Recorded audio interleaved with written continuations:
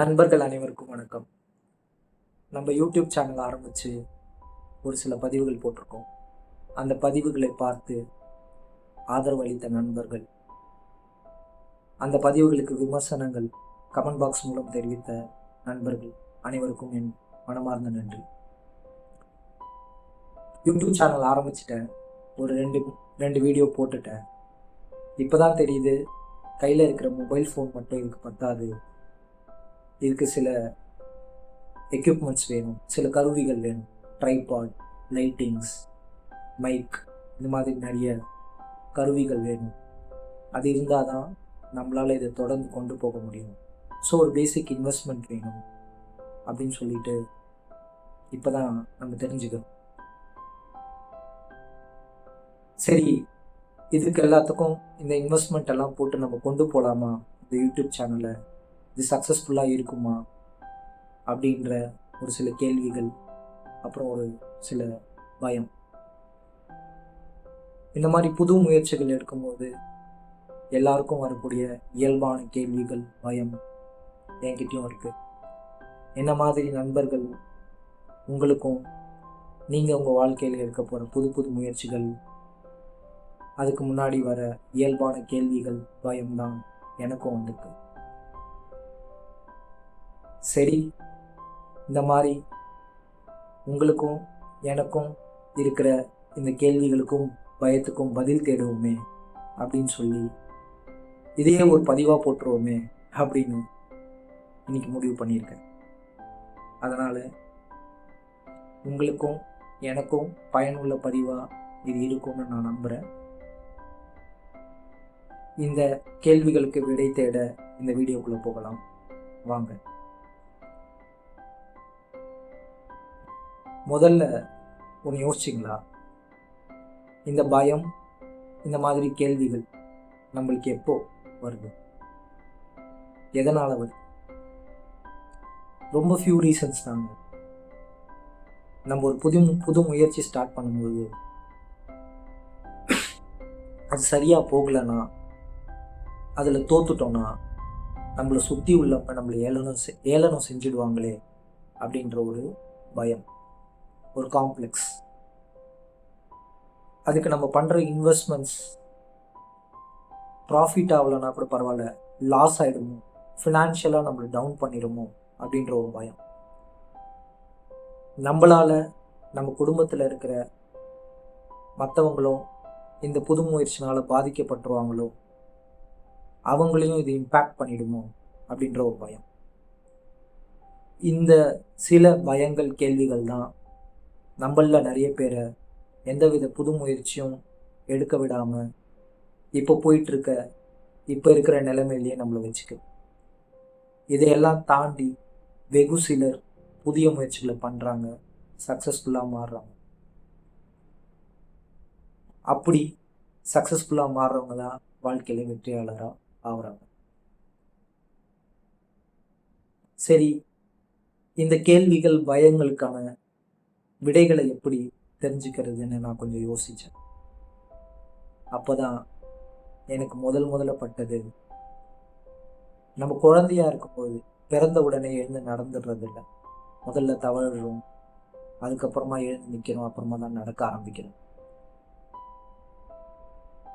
முதல்ல நம்ம எழுந்து நிற்கும் பொழுது கண்டிப்பாக எல்லாரும் கீழே விழுந்திருக்கும், முட்டி வலிச்சிருக்கும், அழுதுருக்கும். ஆனால் அன்னைக்கு என்ன நடந்திருக்கும்? நம்ம வீட்டில் அன்னைக்கு யார் யார் இருந்தாங்களோ, தாத்தா, பாட்டி, மாமா, மாமி, சித்தப்பா, சித்தி, அம்மா, அப்பா, எல்லாரும் அந்த காட்சியை பார்த்துருந்தாங்கன்னா என்ன பண்ணியிருப்பாங்க? ஓடி வந்து தூக்கியிருப்பாங்களா? கண்டிப்பாக இல்லை.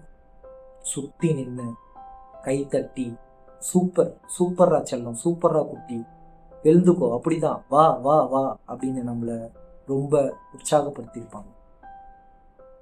அந்த உற்சாகம், அந்த தைரியம் நம்ம கீழே விழுந்த வலியை மறக்க வச்சிருக்கும், நம்மளை எழுந்து நிற்க வச்சிருக்கும். திரும்பியும் பக்கத்தில் இருக்கிற செவரோ டேபிளோ ஏதோ ஒன்று பிடிச்சி நம்ம நடந்து ஒரு அடியாக எடுத்து வச்சிருப்போம். அவங்க 10 அடி தள்ளி நின்று இருந்தாங்கன்னா அந்த 10வது அடிக்கு நம்ம போய் சேர்ந்திருப்போம். அந்த முதல் அடிக்கும் 10 அடிக்கும் நடுவில் திருப்பியும் ஒரு 2-3 வாட்டி விழுந்திருப்போம். ஆனால் அதை ஃபஸ்ட்டு டைம் விழுந்த வலி மாதிரி 2வது 3வது டைம் விழுந்த வலியை நம்ம ஃபீல் கூட பண்ணியிருக்க மாட்டோம். அவங்களுடைய ஊக்கப்படுத்துதலை, அவங்களுடைய கரகோலிகளில், அவங்களுடைய மகிழ்ச்சிகளில் அவங்க கிட்ட எப்படியாவது போய் சேர்ந்துடணும்னு சொல்லி குடுன்னு ஓடி போய் 10வது அடியை அடைஞ்சிருப்போம். அப்போ நம்மளை எல்லாரும் தூக்கி கொஞ்சி சூப்பர்ரா செல்லம், சூப்பர்ரா பட்டுங்க ரொம்ப நம்மளை ஊக்கப்படுத்தியிருப்பாங்க, உற்சாகப்படுத்தியிருப்பாங்க. இதுதாங்க, ரொம்ப சிம்பிள். என் வாழ்க்கையில் நடந்த இன்னொரு சுவாரஸ்யமான சம்பவத்தை நான் சொல்லணும்னு ஆசைப்பட்றேன். நான் எங்கள் தாத்தா பாட்டி வீட்டில் தான் வளர்ந்தேன். இப்போ என் பொண்ணுக்கு சைஸ் வாரியாக சைக்கிள் நிற்கிது. நான் 3ஆம் கிளாஸ் படிக்கும்போது வாடகை சைக்கிள் தான், சொந்த சைக்கிள்லாம் வாங்கி தர அளவுக்கு எனக்கு அந்த எங்கள் அப்பா அம்மாவுக்கு அந்த வசதியெலாம் இல்லை. 5 ரூபா எங்கள் தாத்தா கிட்ட கெஞ்சி வாங்கிட்டு போய் 1.5 ரூபா 1 மணி நேரத்துக்கு அந்த வாடகை சைக்கிள், 5 ரூபாயில் ஒரு 3 மணி நேரம் ஓட்டிடலாம். அந்த வாடகை சைக்கிளை எடுத்துகிட்டு வந்து நோட்டில் எழுதிடுவாங்க, இத்தனை மணிக்கு இந்த வாடகை சைக்கிள் கொடுத்துருக்கோம் அப்படின்னு. அந்த 3 மணி நேரத்துக்குள்ளே திருப்பி அந்த வாடகை சைக்கிளை கொடுக்கணும். அந்த 3 மணி நேரத்துக்குள்ளே சைக்கிள் ஓட்டவும் கற்றுக்கணும். ஒரு அண்ணன் கிட்ட போய் சைக்கிள் ஓட்ட கற்றுக் கொடுங்க அப்படின்னு சொல்லிட்டு வாடகை சைக்கிளை பக்கத்து தெருவுலேருந்து தள்ளிட்டு வந்து நிறுத்தினேன். அவரும் ஒரு 1/2 மணி நேரம் 1/4 மணி நேரம் முயற்சி பண்ணார். நம்மளுக்கு ஓட்ட வரல. சரி, இவனுக்கு இதுதான் வழி அப்படின்னு சொல்லிட்டு ஏறி உட்கார வச்சு ஃபாஸ்ட்டாக தள்ளி விட்டார். அவர் தள்ளி விட்ட வேகத்திலேயே பிடிச்சிட்டு போய் கீழே நல்லா விழுந்து ஹேண்டில் பார் கழுத்தில் சுருக்கி கால் முட்டி ஃபுல்லாக பேத்து ரத்தம் வந்து எழுந்து நின்னேன். அங்கேருந்து அந்த அண்ணன் குரல், பரவாயில்லடா, விழுந்தாதான் கற்றுக்க முடியும், எடுத்துட்டு வா அப்படின்னு சொன்னார். அன்னைக்கு பயப்படல. அந்த வலியோட அந்த ரத்தத்தை எல்லாம் தொடச்சிட்டு, இன்னும் 2.5 மணி நேரம் இருக்கே, இப்போ எடுத்துகிட்டு போய் விட்டுட்டா காசும் வேஸ்ட் ஆயிருமே அப்படின்னு சொல்லிட்டு மெதுவாக நொண்டி அந்த சைக்கிளை அந்த அண்ணன்கிட்ட கொண்டு போய் திருப்பி நிற்க வச்சு அந்த அண்ணன் என்னை ஏற்றி உட்கார வச்சு பிடிச்சா மாதிரி பிடிச்சி விட்ட உடனே ஓட்டிட்டேன். அந்த 3 மணி நேரம் திருப்பி இருக்கிற 2 மணி நேரம் ஃபுல்லாக ஓட்டிட்டேன். அந்த சந்தோஷத்தில் வாரம் சனிக்கிழமை தாத்தா கிட்ட 5 ரூபா கெஞ்சி வாங்கிட்டு போய் சைக்கிளை ஓட்டிட்டேன். அன்றைக்கி நான் பயந்துருந்தா சைக்கிள் ஓட்ட கற்றுக்க மாட்டேன். இது எனக்கு மட்டும் இல்லைங்க, என் நண்பர்களாகிய உங்களுக்கும் எல்லாருக்கும் இதுதான் நடந்திருக்கும். இது சைக்கிளுக்கு மட்டும் இல்லை, பைக்கு, காரு, எதாக இருந்தாலும் இதுதான். என்னைக்கு நம்ம பயப்படுறோமோ அந்த விஷயத்த நம்மளால் அடுத்தது செய்ய முடியாது. ஸோ இந்த பயம் சின்ன வயசில் இல்லை, நம்மளை ஊக்கப்படுத்துறதுக்கு சின்ன வயசில் நிறைய பேர் இருந்தாங்க. ஆனால் கல்யாணம், குழந்தை அப்படின்னு நம்ம வளர்ந்த உடனே நம்மளுக்கு ஊக்கப்படுத்துறதுக்கான ஆட்கள், நம்மளுக்கு உற்சாகப்படுத்துறதுக்கான ஆட்கள் ரொம்ப ரொம்ப குறைஞ்சிருவாங்க. அவங்களுக்கும் பயம்தான். நம்ம ஏதாவது ஒன்று சொல்லி இவன் ஏதாவது ஒன்று செய்ய போய் அதனால் இவன் குடும்பம் கஷ்டத்தில் சிக்கிக்குமோ அப்படின்ற பயம் அவங்களுக்கு. அதனால் உற்சாகப்படுத்த மாட்டாங்க. நம்மளுக்கும் என்ன பயம்னா, நம்ம ஏதாவது ஒன்று செஞ்சு ஒரு புது முயற்சி எடுத்து இருக்கிறதும் போய் ஃபினான்ஷியலாக லாஸ் ஆகிடுமோ, இல்லை நம்மளை சுற்றி உள்ளவங்க அசிங்கப்படுத்திடுவாங்களோ, கேவலப்படுத்திடுவாங்களோ, உனக்கு இது தேவைதான்டா, ஒழுங்காக வேலைக்கு போயிட்டு இருந்த, அதை செஞ்சுருக்கலாம், ஏன் இப்போது விட்டுட்டு இதை பண்ணுறேன் அது பண்ணுறேன்னு போய் இப்போது எல்லாம் போச்சா அப்படின்னு ஒரு சிலர் அசிங்கப்படுத்துவாங்க. ஒரு சிலர் உண்மையாகவே ஃபீல் பண்ணுவாங்க, நம்மளுக்கு நம்ம குடும்பங்கள், நம்ம மனைவி, நம்ம குழந்தைகள் நம்ம எடுக்க போகிற முயற்சினால் எஃபெக்ட் ஆகிடுவாங்களோன்ற ஒரு பயம், கேள்விகள், இது எல்லாமே தான் நம்மள நிறைய பேரை நம்மளுடைய புதிய முயற்சிகளை எடுக்காமல் தடுக்குது. இதெல்லாம் சரியா? நம்ம பயப்படுறது சரிதானா அப்படின்னா சரிதான். ஆனால் பயந்துக்கிட்டே இருந்தால் முயற்சியே பண்ண மாட்டோம். ரொம்ப வெகு சிலர் தான் அந்த பயங்கள்லாம் ஒதுக்கி வச்சுட்டு அடுத்த முயற்சிகளை இறங்குறாங்க. அடி விழும் தான், கண்டிப்பாக அடி வாங்குவாங்க. ஆனால் அவங்க வாங்குகிற அடிகளை, அவங்க கற்றுக்கிற, அவங்களுக்கு கிடைக்கிற அடிகளை பாடங்களாக மாற்றி அதிலேருந்து ஒரு சிலதை கற்றுக்கிட்டு அதுக்கப்புறமா அவங்க வாழ்க்கையில் வெற்றி அடைவோம். ஸோ நீங்கள் புதிய முயற்சி எடுக்கணுன்னா கண்டிப்பாக எடுங்க, அதில் ஒரு தப்பும் கிடையாது. ஆனால் கீழே விழும்போது நம்மளை தூக்கிறதுக்கு ஆள் இருக்காங்களா அதை பாருங்கள். நமக்கு மோட்டிவேட் பண்ணுற, சின்ன வயசில் உற்சாகப்படுத்துறதுக்கான ஆட்கள் இருந்தா மாதிரி இப்போவும் நம்மளை உற்சாகப்படுத்துறதுக்கான ஆட்கள் தேவை. அது நம்ம மனைவியாக இருக்கலாம், நம்ம அம்மா அப்பாவாக இருக்கலாம், யாராக வேணா இருக்கலாம்.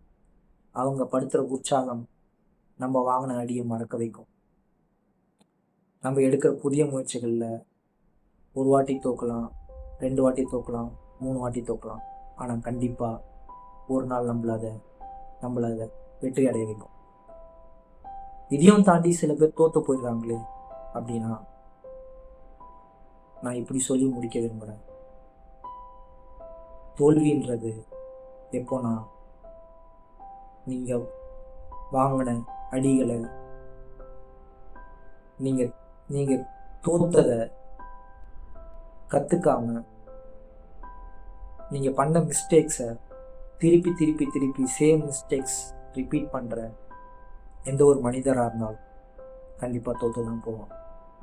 மிஸ்டேக்ஸ் அதை லெசன்ஸாக மாற்றி அந்த லெசன்ஸ்லேருந்து அடுத்த முயற்சியை கரெக்ட் பண்ணி அதிலிருந்து வேறு ஏதாவது மிஸ்டேக்ஸ் பண்ணி திருப்பி அதையும் முதல்ல பண்ண மிஸ்டேக்ஸ்லேருந்து லெசன்ஸ், செகண்ட் பண்ண மிஸ்டேக்ஸ்லேருந்து லெசன்ஸ், இது எல்லாத்தையும் ஒழுங்குபடுத்தி அடுத்த முயற்சி செய்கிறாங்கன்னா கண்டிப்பாக அவங்க வெற்றி அடையும்.